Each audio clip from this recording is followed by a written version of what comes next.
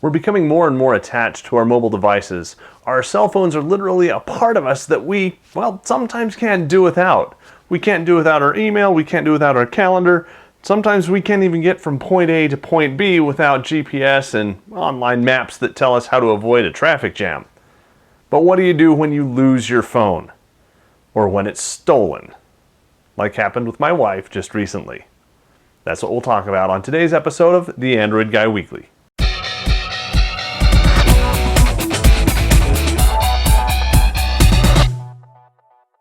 So I've got a Samsung Galaxy Nexus, one of the unlocked variety. I've got it running on T-Mobile, and I've had it since, well, it was released. I liked it so much that I got one for my wife. I paid a pretty penny for it. I went through Expansis and I had it imported, and it cost me far too much money. About $750 US. And gave it to her as a gift, and she loved it. I mean, this is a big phone. I have big hands, and I thought, this is something that I can do, but she liked it. She liked using it. I went ahead and upgraded her from a T-Mobile G2 all the way up to a Galaxy Nexus. And she thought it was too big until she started using it.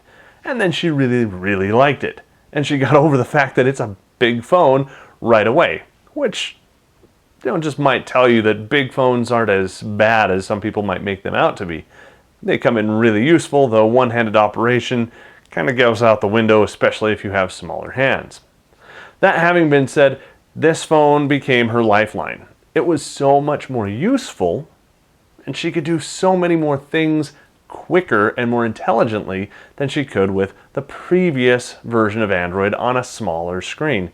Even though the smaller screen had a slide-out keyboard, it was something that she got used to pretty quickly and really adopted what I'd like to call the mini slate platform, the big smartphone.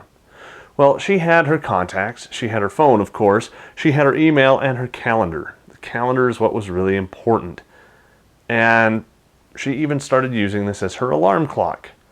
Well, one Saturday morning, she woke up and went to pick up some fresh fruit at kind of like a farmer's market. It's a local co-op basket thing where you get a whole bunch of fresh fruits and vegetables. Well, being the supportive husband that I was, I slept in under the guise of taking care of the kids. Yeah, that's the story that I'm going to stick with. So I was home with the kids, taking care of them by sleeping, and she went and picked up this wonderful fresh fruit for us, fruit and vegetables. She came home and couldn't find her phone. Oh no, she had lost her phone at this baskets pickup. Well, that's okay. She spent the next 20-30 minutes frantically trying to find a phone number for someone that she could call that worked for the place and let them know, hey, I lost my phone while I was there. Can you help? Did anyone turn it in? Unfortunately, no one was available. It took days before we could get a hold of someone who worked there, and eventually no one had seen her phone, which was a problem. Well, in the meantime, we'd used Google Latitude, which was all we had on the phone, to try and locate it. And it was, 24th Street in Ogden, as far as we could tell, which we thought might have been the headquarters of this baskets co-op thing. Turns out it wasn't, and it turns out it wasn't even there. Now, why was it not there and it said it was? Well, when cell phones are reporting locations, whether that's to an application, whether that's to you looking at it on screen, whether that's help me find my lost phone app, there are a couple different ways that they can report location. They can either report what's called a coarse location, which is essentially looking at Wi-Fi access points around them and cell phone towers around them that they may be connected to, and saying, well, I know that if you're connected to this access point or this cell tower, you must be within 5 miles of it. Well, 5 miles, that's a pretty big radius.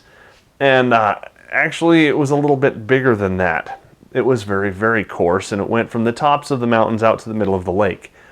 We didn't know that because the circle on the map was so big, we couldn't tell that it was that big of an area to cover. It was really quite miserable, but we didn't know that at the time. Find location. Find location is where you're using GPS, the GPS chip and antenna in your phone, to get, well, really precise. Sometimes you can get within 5 to 15 feet, depending on your accuracy and where your phone is, if it has a clear view of the sky and whatnot. You can get really accurate and pinpoint. I can find out where my phone is in my house within a room or two. Is it in the front of the house, the back of the house, east or west? I can find out where it is. Doesn't help me with floors at all, so it might be on the bottom floor, it might be on the top floor, who knows? But in this case, it didn't help us that much, and by the time we realized that and went to put on some other app, like Plan B, we were too late. The battery was dead. So that's what happened in Chapter 1. So after going to this location and looking for it multiple times, and there was a tattoo parlor involved and a funky upscale salon with interesting people that didn't know anything about it, we weren't able to find the phone. She was diligent in trying. Luckily, we had a GSM plan, so I was able to call up T-Mobile and say, hey guys, can you please turn off this SIM, and I'm going to go pick up another one at my local store. Well, the local store said no problem. They confirmed I was who I said I was, and just handed me a new SIM. I popped that in an old Nexus 1, and she was up and running, and not a problem. Going from a Galaxy Nexus to a Nexus 1, not that pleasant of an experience. So she was motivated, and she decided, of all the phones that are out there today, I'd like another Galaxy Nexus. So she saved her money. Luckily, it was available through the Google Play Store for $3.99. Now, since then, it's dropped another $50, so fabulous there.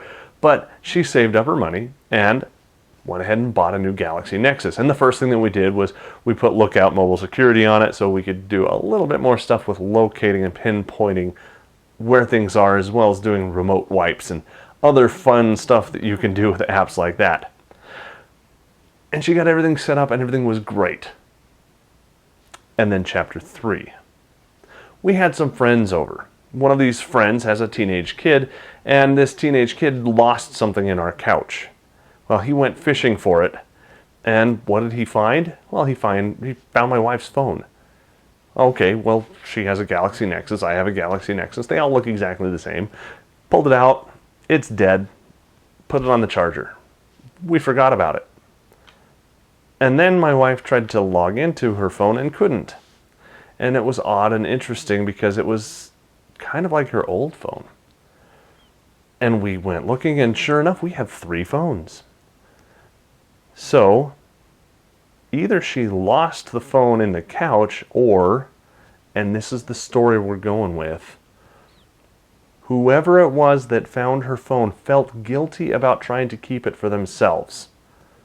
Somehow found out where we lived, snuck in, and put the phone in the couch somewhere that it would make it look like we might have lost it there, but we really didn't. And then we could find it at a later date, and then they snuck out again. Really, really creepy that could have happened. But what has that taught us? Well, first of all, Google Latitude is great for trying to find where someone is, but it's not really good for finding out where your phone is. Second, when you've lost your phone, minutes count. You've only got so much battery life, and as soon as that battery goes dead, chances are you're not going to find it again. Third, you want to make sure you have an app on there like Where's My Droid or Lookout Mobile Security, or one of the several others that you can find that will communicate with your device after you tell it to remotely, of course, and say, hey, this is where I am.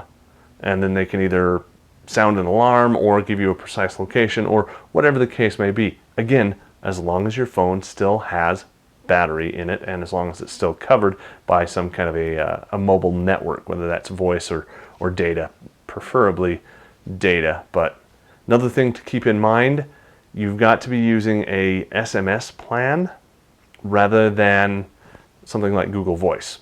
Google Voice isn't going to work very well at all with these, so you've got to know the number of that phone, the phone itself, not the Google Voice number.